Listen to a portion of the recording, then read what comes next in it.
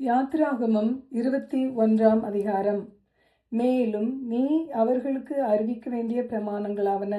எபிரெயரில் ஒரு அடிமையை கொண்டாயானால் அவன் 6 வருஷம் சேவித்து 7ஆம் வருஷத்திலே ஒன்றும் கொடாமல் விடுதலை பெற்று போக கடவன்.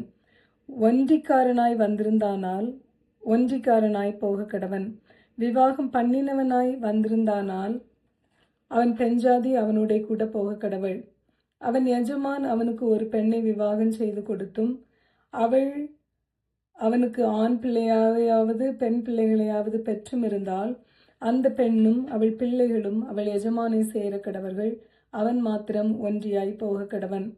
அந்த வேலைக்காரன் தன் எஜமானையும் என் பெண்ஜாதியையும் என் பிள்ளைகளையும் நேசிக்கிறேன், நான் விடுதலை பெற்று போக மனதில்லை என்று மனப்பூர்வமாய் சொல்வானானால் அவன் எஜமான் அவனை நியாயாதிபதிகளிடத்தில் அழைத்து கொண்டு போய் அவனை கதவின் அருகேயாவது கதவு நிலையின் அருகேயாவது சேர பண்ணி அங்கே அவன் எஜமான் அவன் காதை கம்பியினால் குத்த கடவன்.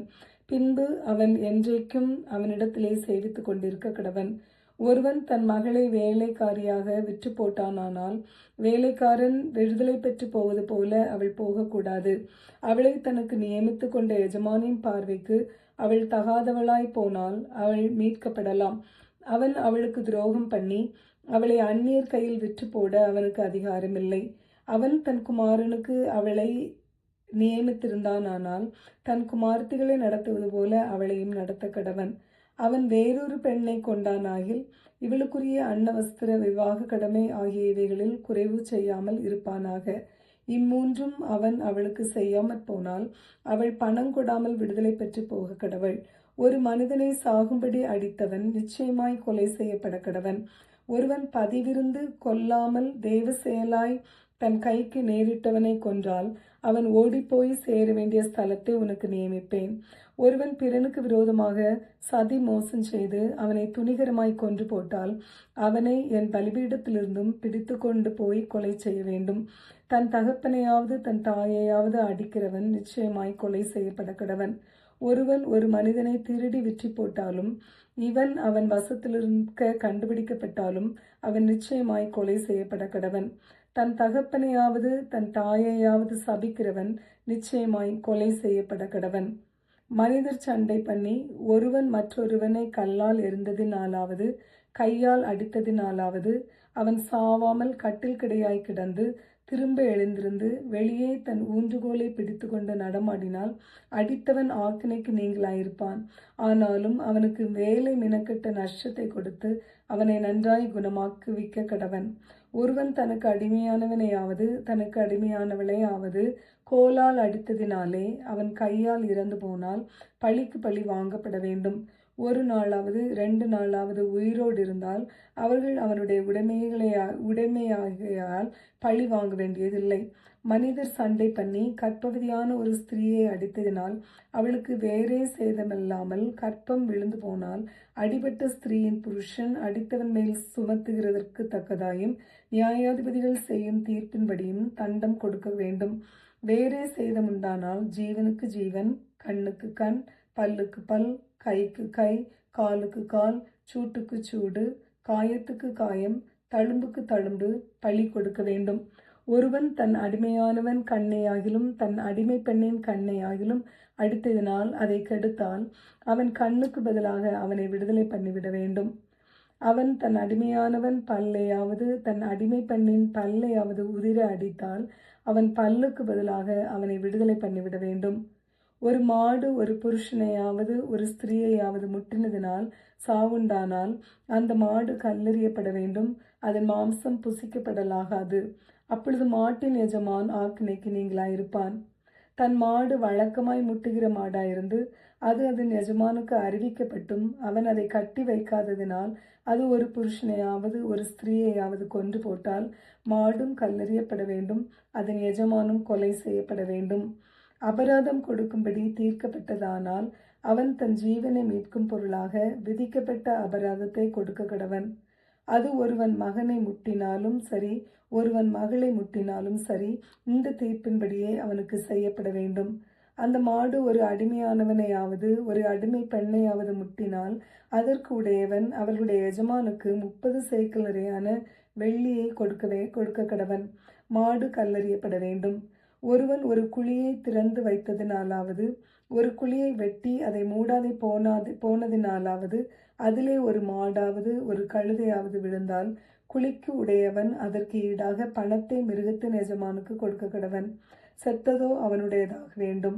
ஒருவனுடைய மாடு மற்றவனுடைய மாட்டை முட்டினதினால் அது செத்தால் உயிரோடு இருக்கிற மாட்டை அவர்கள் விற்று அதன் கிரயத்தை பங்கிட்டு செத்ததையும் பங்கிட்டு கொள்ள கடவர்கள். அந்த மாடு முன்னமே முட்டுகிற மாடென்று அதன் எஜமான் அறிந்திருந்தும் அதை கட்டி வைக்காதிருந்தால் அவன் மாட்டுக்கு மாட்டை கொடுக்க கடவன். செத்ததோ அவனுடையதாக வேண்டும். யாத்திராகமம் 21ஆம் அதிகாரம் நிறைவு பெறுகிறது. யாத்திராகமம் 22ஆம் அதிகாரம். ஒருவன் ஒரு மாட்டையாவது ஒரு ஆட்டையாவது திருடி அதை கொன்றால் அல்லது அதை விற்றால் அவன் அந்த மாட்டுக்கு 5 மாடுகளையும் அந்த ஆட்டுக்கு 4 ஆடுகளையும் பதிலாக கொடுக்க கடவன். திருடன் கண்ணமிடுகையில் கண்டுபிடிக்கப்பட்டு அடிக்கப்பட்டு செத்தால் அவன் நிமித்தம் இரத்தப்பழி சுமராது. சூரியன் அவன் மேல் உதித்திருந்ததானால் அவன் நிமித்தம் இரத்தப்பழி சுமரும். திருடன் பதில் கொடுத்து தீர்க்க வேண்டும். அவன் கையில் ஒன்றுமில்லாதிருந்தால் தான் செய்த களவுக்காக விலைப்பட கடவன். அவன் திருடின மாடாவது கழுதையாவது ஆடாவது உயிருடனே அவன் கையில் கண்டுபிடிக்கப்பட்டால் இரட்டிப்பாய் அவன் கொடுக்க வேண்டும். ஒருவன் பிறனுடைய வயலிலாவது திராட்சை தோட்டத்திலாவது தன் மிருக ஜீவனை மேய விட்டால் அவன் தன் சுய வயலிலும் திராட்சை தோட்டத்திலும் உள்ள பலனில் உத்தமமானதை எடுத்து பதில் செலுத்த கடவன். அக்கினி எழும்பி முட்களில் பற்றி தானிய போரையாவது விளைந்த பயிரையாவது வயலிலுள்ள வேறே எதையாவது எரித்து போட்டதேயானால் அக்கினியை கொளுத்தினவன் அக்கினி சேதத்திற்கு உத்தரவாதம் பண்ண வேண்டும். ஒருவன் பிறனுடைய வசத்தில் திரவியத்தையாவது உடைமைகளையாவது அடைக்கலமாக வைத்திருக்கும் போது அது அவன் வீட்டிலிருந்து திருடப்பட்டு போனால் திருடன் அகப்பட்டானாகில் அவன் அதற்கு இரட்டிப்பாக கொடுக்க வேண்டும்.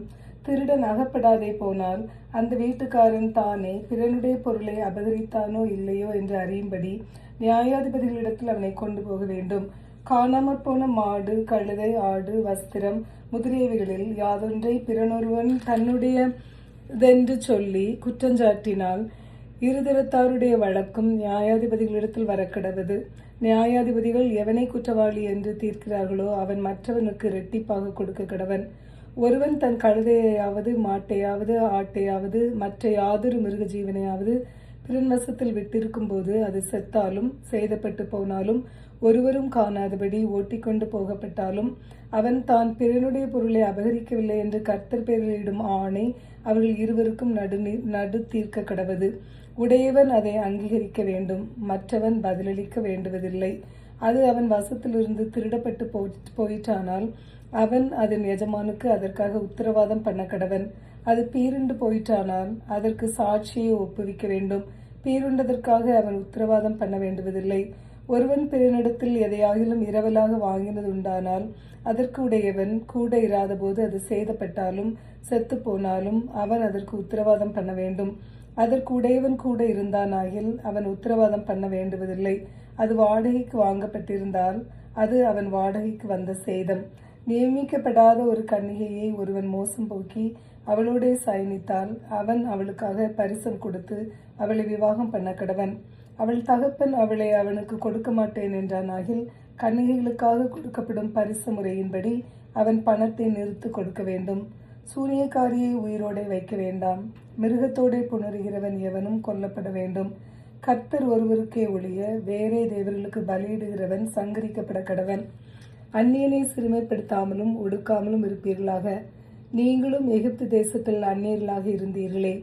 விதவைகளையும் திக்கற்ற பிள்ளைகளையும் ஒடுக்காமல் இருப்பீர்களாக. அவர்களை எவ்வளவாயிலும் ஒடுக்கும்போது அவர்கள் என்னை நோக்கி முறையிட்டால் அவர்கள் முறையிடுதலை நான் நிச்சயமாய் கேட்டு கோபம் உண்டவராகி உங்களை பட்டயத்தினால் கொலை செய்வேன். உங்கள் மனைவிகள் விதவைகளும் உங்கள் பிள்ளைகள் திக்கற்ற பிள்ளைகளும் ஆவார்கள். உங்களுக்குள் சிறுமைப்பட்டிருக்கிற என் ஜனங்களில் ஒருவனுக்கு நீங்கள் பணம் கடனாக கொடுத்திருந்தால் வட்டி வாங்குகிறவர்கள் போல அவனிடத்தில் வட்டி வாங்க வேண்டாம். பிறனுடைய வஸ்திரத்தை ஈடாக வாங்கினால் பொழுது போகும் முன்னமே அதை அவனுக்கு திரும்ப கொடுத்து விடுவாயாக.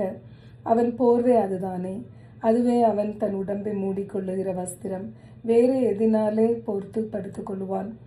அவன் என்னை நோக்கி முறையிடும்போது நான் அவனுக்கு செவி கொடுப்பேன். நான் இரக்கமுள்ளவராயிருக்கிறேன். நியாயாதிபதிகளை தூஷியாமலும் உன் ஜனத்தின் அதிபதிகளை சபியாமலும் இருப்பாயாக. முதல் பழுக்கும் உன் பழத்தையும் வடியும் உன் ரசத்தையும் காணிக்கையாக செலுத்த தாமதிக்க வேண்டாம். உன் குமாரரில் முதற்பேரானவனை எனக்கு கொடுப்பாயாக. உன் மாடுகளிலும் உன் ஆடுகளிலும் அப்படியே செய்வாயாக. குட்டியானது 7 நாள் தன் தாயோடு இருக்கட்டும், 8ஆம் நாளிலே அதை எனக்கு செலுத்துவாயாக. நீங்கள் எனக்கு பரிசுத்த மனுஷராயிருக்க கடவீர்கள். வெளியிலே பீருண்ட மாம்சத்தை புசியாமல் அதை நாய்களுக்கு போட்டு விடுங்கள். யாத்திராகமம் 22ஆம் அதிகாரம் நிறைவு பெறுகிறது. யாத்திராகமம் 23ஆம் அதிகாரம். அபாண்டமான சொல்லை ஏற்றுக்கொள்ளாயாக. கொடுமையுள்ள சாட்சிக்காரனாயிருக்க ஆகாதவனோடே களவாயாக. தீமை செய்ய திரளான பேர்களை பின்பற்றாதிருப்பாயாக. வழக்கிலே நியாயத்தை புரட்ட மிகுதியானவர்களின் பட்சத்தில் சாய்ந்து உத்தரவு சொல்லாதிருப்பாயாக.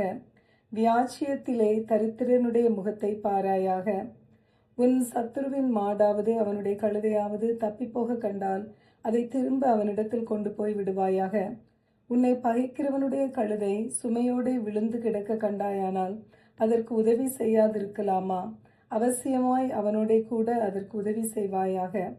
உன்னிடத்தில் இருக்கிற எளியவனுடைய வியாச்சியத்தில் அவனுடைய நியாயத்தை புரட்டாயாக. கள்ள காரியத்திற்கு தூரமாயிருப்பாயாக.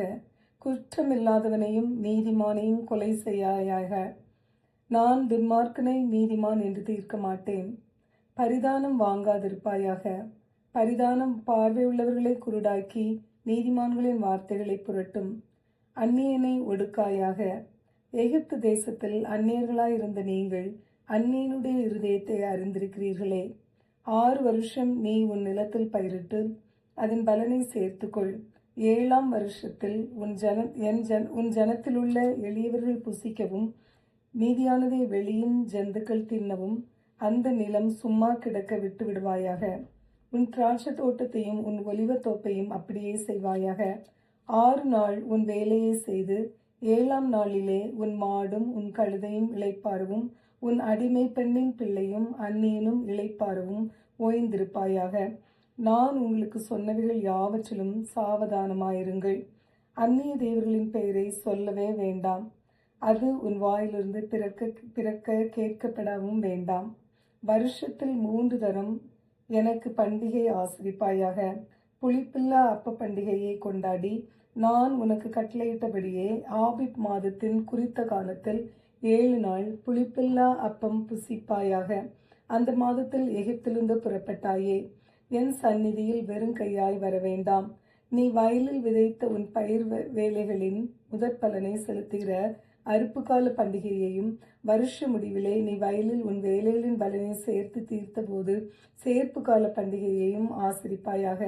வருஷத்தில் 3 தரம் உன் ஆண் மக்கள் எல்லாரும் கர்த்தராகிய ஆண்டவருடைய சன்னதியில் வரக்கடவர்கள். எனக்கு இடும் பலியின் இரத்தத்தை புளித்த மாவுடன் செலுத்த வேண்டாம். எனக்கு இடும் பலியின் கொழுப்பை விடியற்காலம் வரைக்கும் வைக்கவும் வேண்டாம். உன் நிலத்தில் முதல் விளைச்சல்களில் முதற்கனியை உன் தேவனாகிய கர்த்தருடைய ஆலயத்துக்கு கொண்டு வருவாயாக. வெள்ளாட்டுக்குட்டியை அதன் தாயின் பாலிலே சமைக்க வேண்டாம். வழியில் உன்னை காக்கிறதற்கும் நான் ஆயத்தம் பண்ணின ஸ்தானத்துக்கு உன்னை கொண்டு போய் சேர்க்கிறதற்கும் இதோ நான் ஒரு தூதனை உனக்கு முன்னே அனுப்புகிறேன். அவர் சமூகத்தில் எச்சரிக்கையாயிருந்து அவர் வாக்குக்கு செவிகொடு. அவரை கோபப்படுத்தாதே. உங்கள் துரோகங்களை அவர் பொறுப்பதில்லை. என் நாமம் அவர் உள்ளத்தில் இருக்கிறது. நீர் அவர் வாக்கை நன்றாய் கேட்டு நான் சொல்வதையெல்லாம் செய்வாயாகில் நான் உன் சத்துருக்களுக்கு சத்ருவாயும் உன் விரோதிகளுக்கு விரோதியாயும் இருப்பேன். என் தூதனானவர் உனக்கு முன் சென்று எமோரியரும் ஏத்தியரும் பெருசியரும் கானானியரும் ஏவியரும் எபூசியரும் இருக்கிற இடத்துக்கு உன்னை நடத்தி கொண்டு போவார்கள். அவர்களை நான் அதம் பண்ணுவேன். நீ அவர்களுடைய தேவர்களை பணிந்து கொள்ளாமலும் சேவியாமலும் அவர்கள் செய்கைகளின்படி செய்யாமலும் அவர்களை நிர்மூலம் பண்ணி அவர்களுடைய சிலைகளை உடைத்து போடுவாயாக. உங்கள் தேவனாகிய கர்த்தரையே சேவிக்க கடவர்கள். அவர் உன் அப்பத்தையும் உன் தண்ணீரையும் ஆசீர்வதிப்பார். வியாதியை உன்னிலிருந்து விலக்குவேன். கற்பம் விழுகிறதும் மலடும் உன் தேசத்தில் இருப்பதில்லை. உன் ஆயுசு நாட்களை பூரணப்படுத்துவேன். எனக்கு பயப்படும் பயத்தை உனக்கு முன் செல்லும்படி செய்வேன். நீ செல்லும் இடமெங்கும் உள்ள ஜனங்கள் எல்லாரையும் கலங்கடித்து உன் சத்துருக்கள் எல்லாரையும் முதுகு காட்ட பண்ணுவேன். உன் முகத்திற்கு முன் நின்று ஏவியரையும் கானானியரையும் ஏத்தியரையும் துரத்திவிட குளவிகளை உனக்கு முன்னே அனுப்புவேன். தேசம் பாழாய் போகாமலும் காட்டு மிருகங்கள் உனக்கு விரோதமாக பெருகாமலும் இருக்கும்படி நான் அவர்களை ஒரே வருஷத்திற்குள்ளே உன் முன்னின்று துரத்தி விடாமல் நீ விரித்து அடைந்து தேசத்தை சுதந்திரித்துக் கொள்ளும் வரைக்கும் அவர்களை கொஞ்சம் கொஞ்சமாய் உன் முன்னின்று துரத்தி விடுவேன். சிவந்த சமுத்திரம் தொடங்கி பெலிஸ்தரின் சமுத்திரம் வரைக்கும், வனாந்தரம் தொடங்கி நதி வரைக்கும் உன் எல்லையாய் இருக்கும்படி செய்வேன். நான் அந்த தேசத்தில் குடிகளை உங்கள் கைகளில் ஒப்புக் கொடுப்பேன். நீ அவர்களை உன் முன்னின்று துரத்தி விடுவாய். அவர்களோடும் அவர்கள் தேவர்களோடும் நீ உடன்படிக்கை பண்ணாதிருப்பாயாக. அவர்கள் உன்னை எனக்கு விரோதமாய் பாவம் செய்ய பண்ணாதபடிக்கு உன் தேசத்திலே குடியிருக்க வேண்டாம். நீ அவர்கள் தேவர்களை சேவித்தால் அது உனக்கு கண்ணியாயிருக்கும். யாத்திராகமம் 23ஆம் அதிகாரம் நிறைவு பெறுகிறது. யாத்திராகமம் 24ஆம் அதிகாரம். பின்பு அவர் மோசேயை நோக்கி, நீயும் ஆரோனும் நாதாபும் அபியூவும் இஸ்ரவேலின் மூப்பரில் 70 பேரும் கர்த்தரிடத்தில் ஏறி வந்து தூரத்திலிருந்து பணிந்து கொள்ளுங்கள். மோசே மாத்திரம் கர்த்தரிடத்தில் சமீபித்து வரலாம். அவர்கள் சமீபித்து வரலாகாது. ஜனங்கள் அவனோட கூட ஏறி வர வேண்டாம் என்றார். மோசே வந்து கர்த்தருடைய வார்த்தைகள் யாவையும் நியமங்கள் யாவையும் ஜனங்களுக்கு அறிவித்தான். அப்பொழுது ஜனங்கள் எல்லாரும் ஏக சத்தமாய் கர்த்தர் அருளின எல்லா வார்த்தைகளின்படியும் செய்வோம் என்று பிரதியுத்தரம் சொன்னார்கள்.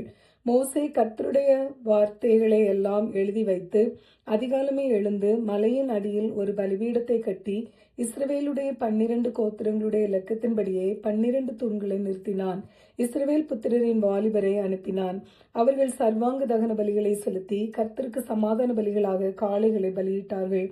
அப்பொழுது மோசே அந்த இரத்தத்தில் பாதி எடுத்து பாத்திரங்களில் வார்த்து பாதி இரத்தத்தை பலிபீடத்தின் மேல் தெளித்து உடன்படிக்கையின் புஸ்தகத்தை எடுத்து ஜனங்களின் காது கேட்க வாசித்தான். அவர்கள் கர்த்தர் சொன்னபடியெல்லாம் செய்து கீழ்ப்படிந்து நடப்போம் என்றார்கள்.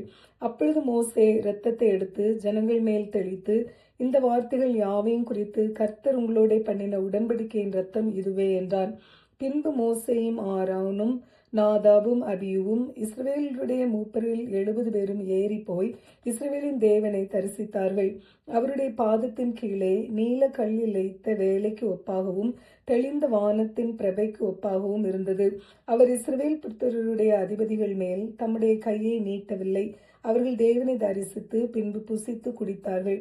அப்பொழுது கர்த்தர் மோசேயை நோக்கி, நீ மலையின் மேல் என்னிடத்திற்கு ஏறி வந்து அங்கே இரு. நான் உனக்கு கற்பலகைகளையும் நீ அவர்களுக்கு உபதேசிப்பதற்கு நான் எழுதின நியாய பிரமாணத்தையும் கற்பனைகளையும் கொடுப்பேன் என்றார். அப்பொழுது மோசே தன் ஊழியக்காரனாகிய யோசுவாவோடே எழுந்து போனான். மோசே தேவ பர்வதத்தில் ஏறி போகையில் அவன் மூப்பரை நோக்கி, நாங்கள் உங்களிடத்தில் திரும்பி வருமட்டும் நீங்கள் இங்கே எங்களுக்காக காத்திருங்கள். ஆரோனும் ஊரும் உங்களிடத்தில் இருக்கிறார்கள். ஒருவனுக்கு யாதொரு காரியம் உண்டானால் அவன் அவர்களிடத்தில் போகலாம் என்றான். மோசே மலையின் மேல் ஏறினபோது ஒரு மேகம் மலையை மூடிற்று. கர்த்தருடைய மகிமை சீனாய் மலையின் மேல் தங்கியிருந்தது. மேகம் 6 நாள் அதை மூடியிருந்தது. 7ஆம் நாளில் அவர் மேகத்தின் நடுவிலிருந்து மோசேயை கூப்பிட்டார். மலையின் கொடுமுடியிலே கர்த்தருடைய மகிமையின் காட்சி இஸ்ரவேல் புத்திரருடைய கண்களுக்கு பட்சிக்கிற அக்னியை போல் இருந்தது. மோசே மேகத்தின் நடுவே பிரவேசித்து மலையின் மேல் ஏறி இரவும் பகலும் 40 நாள் மலையில் இருந்தான். யாத்திராகமம் 24ஆம் அதிகாரம் முடிவு பெறுகிறது. யாத்திராகமம் 25ஆம் அதிகாரம். கர்த்தர் மோசேயை நோக்கி, இஸ்ரவேல் புத்திரர் எனக்கு காணிக்கையை கொண்டு வரும்படி அவர்களுக்கு சொல்லு. மனப்பூர்வமாய் உற்சாகத்துடன் கொடுப்பவன் எவனோ அவனிடத்தில் எனக்கு காணிக்கையை வாங்குவீர்களாக. நீங்கள் அவர்களிடத்தில் வாங்க வேண்டிய காணிக்கையாவன பொன்னும் வெள்ளியும் வெண்கலமும் இளநீல நூலும் இரத்தாம்பர நூலும் சிவப்பு நூலும் மெல்லிய பஞ்சு நூலும் வெள்ளாட்டு மயிரும் சிவப்பு தீர்த்த ஆட்டுக்கடா தோலும் தகசு தோலும் சீத்தீம் மரமும் விளக்கெண்ணையும் அபிஷேக தைலத்துக்கு பரிமள வர்க்கங்களும் தூபத்துக்கு சுகந்த வர்க்கங்களும் ஏபோத்திலும் மார்பதக்கத்திலும் பதிக்கும் கோமேதக கற்களும் இரத்தினங்களுமே. அவர்கள் நடுவிலே நான் வாசம் பண்ண எனக்கு ஒரு பரிசுத்த ஸ்தலத்தை உண்டாக்குவார்களாக.